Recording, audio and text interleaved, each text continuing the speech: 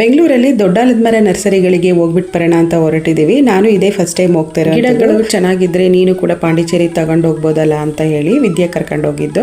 So ನಾವು ಹಾಗೆ ಅನ್ಕೊಂಡು ಹೋದ್ವಿ. ಮತ್ತೆ ನಾನು ಅನ್ಕೊಂಡಿದ್ದು ಪಾಟ್ ತಗೊಳ್ಳೋಣ, ಪಿಂಗಾಣಿ ಪಾಟ್ಗಳು ತಗೋಬೇಕಾಗಿತ್ತು. ಸೊ ಹಾಗಾಗಿ ಹೋಗಿದ್ದಂಥದ್ದು. ನಾನು ಚಿಕ್ಕ ಪುಟ್ಟ ನರ್ಸರಿಗಳನ್ನ ನೋಡಿದ್ದೆ, ಆದರೆ ಒಂದು 15 ಎಕರೆ ಮೇಲೇನೆ ನರ್ಸರಿ ಮಾಡಿದ್ದಾರೆ. ಇಷ್ಟೊಂದು ಜಾತಿ ಗಿಡಗಳನ್ನ ಇಟ್ಕೊಂಡಿದ್ದಾರೆ ಅಂತ ಅನ್ಕೊಂಡೇ ಇರಲಿಲ್ಲ. ಯಾವ ಥರ ಗಿಡ ಬೇಕು, ವೆರೈಟಿ ಗಿಡಗಳನ್ನ ಇಟ್ಕೊಂಡಿದ್ರು.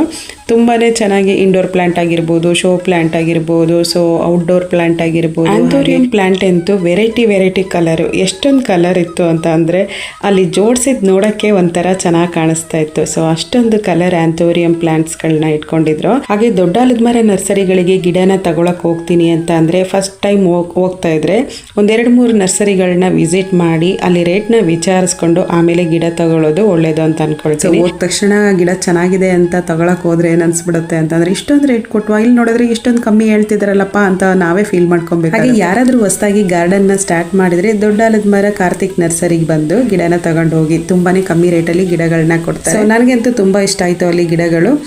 ನಾವು ಯಾವ ತರ ಗಿಡನ ತಗೊಂಡ್ವಿ, ಎಷ್ಟು ಗಿಡಗಳನ್ನ ತಗೊಂಡ್ವಿ, ಸೊ ಇದನ್ನೆಲ್ಲ ಫುಲ್ ಲಾಂಗ್ ವಿಡಿಯೋದಲ್ಲಿ ಅಪ್ಲೋಡ್ ಮಾಡಿದ್ದೀನಿ. ಫ್ರೀ ಆಗಿದ್ದಾಗ ನೋಡ್ಬೋದು. ಗಿಡ ತಗೊಳ್ಳೋಣ ಅಂತ ಹೋಗಿ ಸೀರೆ ಪರ್ಚೇಸ್ ಮಾಡ್ಕೊಂಡು ಬಂದೆ. ಸೊ ಇದು ಯಾವ ಥರ ಅಂತ ಲಾಂಗ್ ವಿಡಿಯೋ ನೋಡಿದ್ರೇ ಗೊತ್ತಾಗುತ್ತೆ. Thank you for watching.